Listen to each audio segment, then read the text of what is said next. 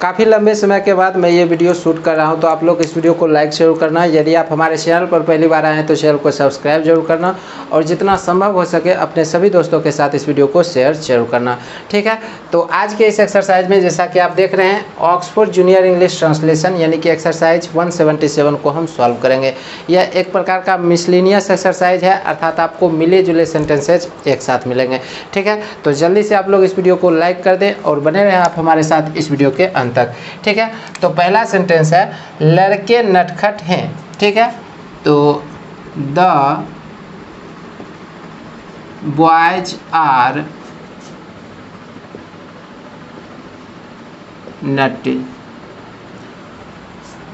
देखो यहाँ पर क्या है कि वैसे जनरली समान तौर पर क्या होता है कि जब नाउन प्लूरल रहता है या फिर अनकाउंटेबल रहता है तब उसके पहले हम द प्रयोग नहीं करते हैं, बट जो स्पीकर है, जो वक्ता है, यदि उस नाउन से पूर्व परिचित रहता है तब वहाँ पर हम क्या करते हैं कि निश्चितता का बोध कराने के लिए फिर चाहे नाउन प्लूरल हो या फिर अनकाउंटेबल हो द प्रयोग कर लेते हैं। ठीक है, तो सेम थिंग यहाँ पर है, लड़के नटखट हैं। स्पष्ट है कि कुछ विशेष लड़कों का यहाँ पर जिक्र हो रहा है, अर्थात नाउन यहाँ पर क्या हो गया, निश्चित हो गया, इसलिए मैंने प्लूरल नाउन के पहले द प्रयोग कर लिया। बट जैसा कि यहाँ पर है लड़के नटखट होते हैं। ठीक है, तो ये क्या है कि व्यापक अर्थ में कहा जा रहा है, यूनिवर्सल सेंस में कहा जा रहा है, या फिर आप कह सकते हैं सामान्य तौर पर कहा जा रहा है, तो यहाँ पर हम द प्रयोग नहीं करेंगे। ठीक है, तो लड़के नटखट होते हैं, बॉयज आर नटी। पानी गंदा है। ठीक है, अभी मैंने आपसे कहा कि जनरली समान तौर पर नाउन प्लूरल रहता है या फिर अनकाउंटेबल रहता है तो द प्रयोग नहीं करते हैं, बट यहाँ पर क्या है कि पानी गंदा है, किसी विशेष पानी का यहाँ पर जिक्र हो रहा है। ठीक है, तो निश्चित हो गया नाउन, फिर चाहे ये अनकाउंटेबल है बट यहाँ पर हम द प्रयोग कर लेंगे। ठीक है, पानी गंदा है, द वाटर। ठीक है, इज डर्टी। मैं इसे नहीं पी सकता, आई कांट ड्रिंक इट। क्या आपके पास स्याही है, हैव यू इंक। हाँ है, यस आई हैव। आपको क्या करना है, यहाँ पर देखो क्या है, लास्ट में आ है, आप कह सकते हैं कि यहाँ पर हैव हैज प्लस इन्फिनिटिव प्रयोग करेंगे। ठीक है, तो यहाँ पर क्या है कि आपको क्या करना है, सब्जेक्ट के बाद क्या आया है तो व्हाट से सेंटेंस की शुरुआत कर लेंगे। ठीक है, व्हाट के बाद जो हैव हैज प्रयोग में आएगा वो सब्जेक्ट के अनुसार आएगा, तो सब्जेक्ट यहाँ पर क्या है, यू के साथ हम हैव प्रयोग करते हैं। ठीक है, तो व्हाट हैव, उसके बाद सब्जेक्ट आ जाएगा, उसके बाद इन्फिनिटिव। ठीक है, अर्थात टू लगा देंगे और वर्ब का फर्स्ट फॉर्म, वर्ब यहाँ पर क्या है, करना, अर्थात डू। आपको क्या करना है, what have you to do. आप क्या करने वाले थे, तो इसे हम कैसे बनाएंगे, देखो यहाँ पर क्या है, सब्जेक्ट के बाद क्या आया है। ठीक है, तो व्हाट, उसके बाद वर, यू, टू डू। अब यहाँ पर एक चीज आप देखो, सबसे पहली बात वाक्य के अंत में क्या है, वाले थे। ठीक है, तो was were plus infinitive, simply आपको ध्यान रखना है आप क्या करने वाले थे, what were you to do. ठीक है, आपको हम लोगों की मदद करनी चाहिए, यू शुड हेल्प अस। ठीक है, मुझे आप लोगों की मदद क्यों करनी चाहिए, why should I help you. मुझे आप लोगों की मदद क्यों करनी चाहिए, why should I help you. ठीक है, why should I help you. शोरगुल मत करो, ये क्या है, इम्परेटिव सेंटेंस है, इससे आज्ञा, निषेध, अनुरोध इस तरह का भाव व्यक्त होता है। ठीक है, तो शोरगुल मत करो, डोंट मेक ए नॉइज। शिक्षक आ रहे हैं। अब यहाँ पर देखो प्रेजेंट कंटिन्यूअस टेंस आ गया। मैंने आपसे पहले ही कहा था कि मिसलिनियस एक्सरसाइज है, ठीक है, मिले जुले वाक्य आपको मिलेंगे। तो शिक्षक आ रहे हैं, ठीक है, यहाँ पर रहे हैं ये आदर सूचक है शिक्षक के लिए, ठीक है। तो शिक्षक आ रहे हैं, द टीचर इज कमिंग, ठीक है। शिक्षक आ रहे हैं, द टीचर इज कमिंग। अगला सेंटेंस है तुम कब खेलते हो। यहाँ पर देखो क्या है, ते हो, अर्थात प्रेजेंट इंडेफिनिट टेंस हो गया, ठीक है। तो तुम कब खेलते हो, व्हेन डू यू प्ले। मैं शाम में खेलता हूँ, I play in the evening. क्या आप अंग्रेजी जानते हैं, डू यू नो इंग्लिश। क्या आप अंग्रेजी जानते हैं, डू यू नो इंग्लिश, ठीक है। हाँ जानता हूँ, तो क्या बनाएंगे, यस कोमा देंगे, आई नो, ठीक है। आप लोग क्यों लड़ रहे हैं, व्हाई आर यू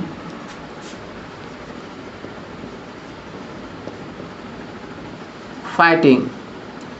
अब यहाँ पर क्या है कि इसने मेरी कलम चुरा ली है, ठीक है। तो यहाँ पर ये जो शब्द है इसने, फिर क्या है, इसलिए मैं इसे पीट रहा हूँ, फिर क्या है, मैंने इसकी कलम नहीं चुराई है। इन तीन वाक्यों में ये जो तीन शब्द है, इसने, इसे और इसकी, इन तीन शब्दों के लिए आपको इट प्रयोग नहीं करना है। क्यों नहीं प्रयोग करना है, मैं आपको बताता हूँ।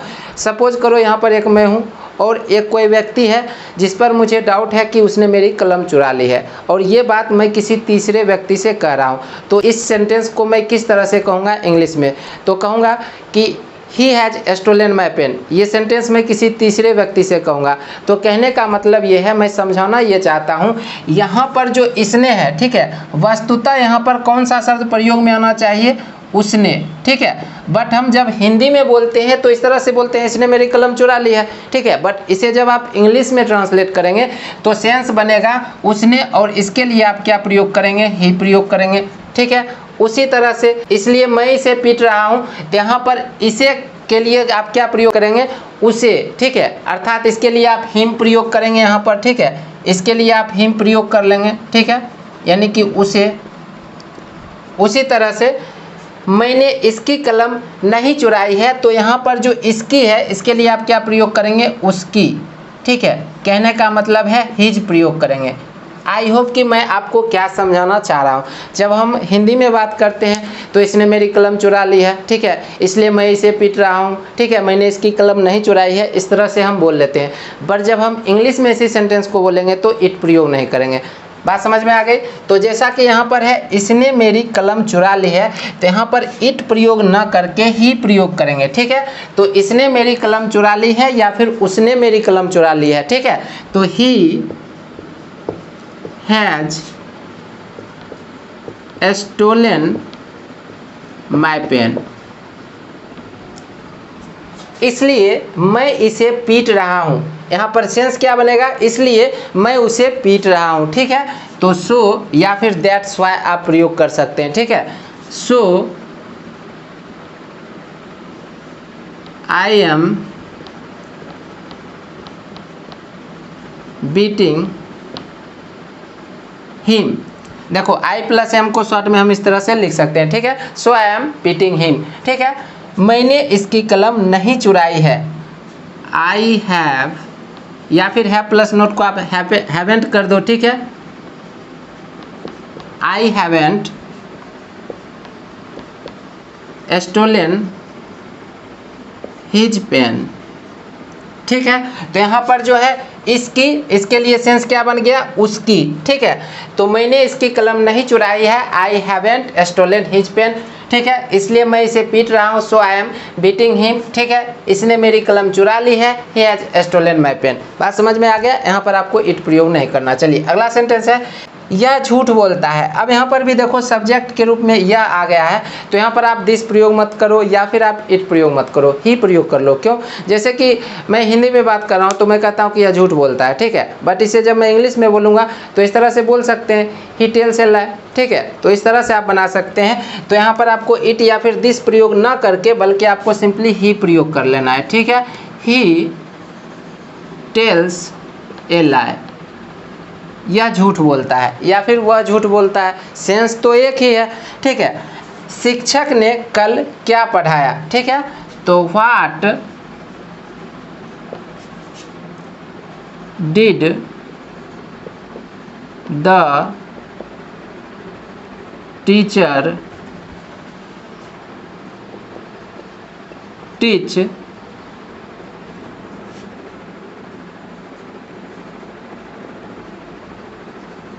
यस्टरडे। देखो शिक्षक ने कल क्या पढ़ाया, what did the teacher teach yesterday, ठीक है, बीता हुआ कल है तो यस्टरडे प्रयोग कर लेंगे। उन्होंने हम लोगों को अंग्रेजी पढ़ाई, ठीक है, यहाँ पर जो उन्होंने है, ठीक है, तो ये आवश्यक नहीं कि यहाँ पर एक से अधिक शिक्षकों का जिक्र हो रहा है, ये आदर सूचक है। उन्होंने, हम सम्मान से जब बोलते हैं तो कहते हैं कि उन्होंने, तो सिंपली आप ही प्रयोग कर सकते हैं, ठीक है। तो उन्होंने हम लोगों को अंग्रेजी पढ़ाई, तो क्या बनाएंगे, ही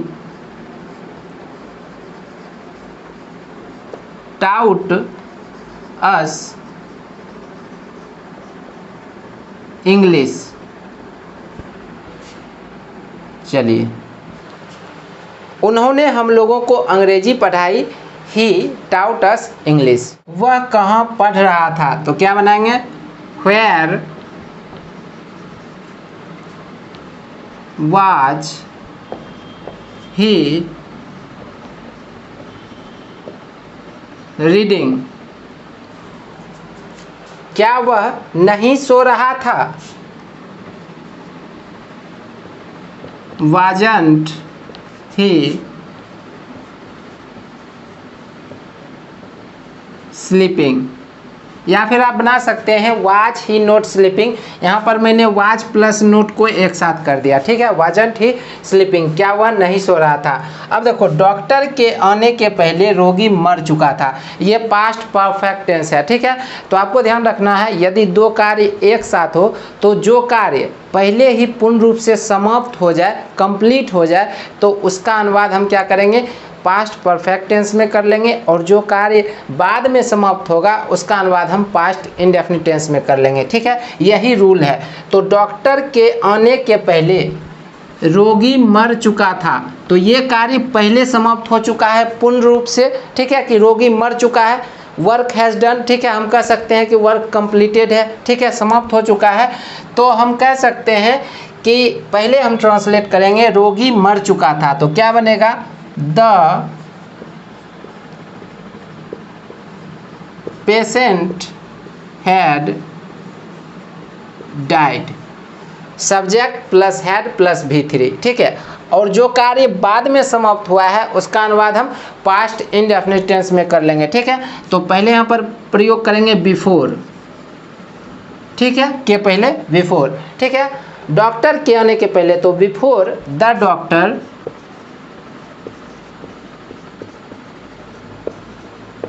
केम, देखो सब्जेक्ट प्लस वर्ब का दूसरा फॉर्म।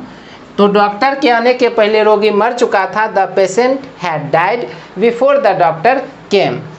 राम एक महान आदमी बनेगा, तो शैल बी और विल बी का प्रयोग है, ठीक है, तो Ram will be a great man, Ram will be a great man, Ram एक महान आदमी बनेगा, वह देश की सेवा करेगा, he will serve the country.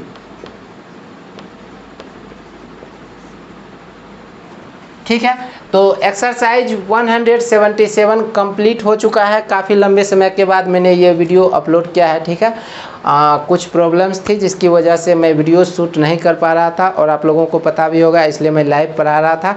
ठीक है, बट क्या हो रहा था कि लाइव में ज़्यादा बच्चे जुड़ नहीं पा रहे थे, तो पढ़ाने में अच्छा नहीं लग रहा था। ठीक है, तो अब वीडियोज़ ही फिर से कंपलसरी करेंगे, मतलब फिर से कंटिन्यू करेंगे, फिर से आप लोगों को वीडियो आएगा।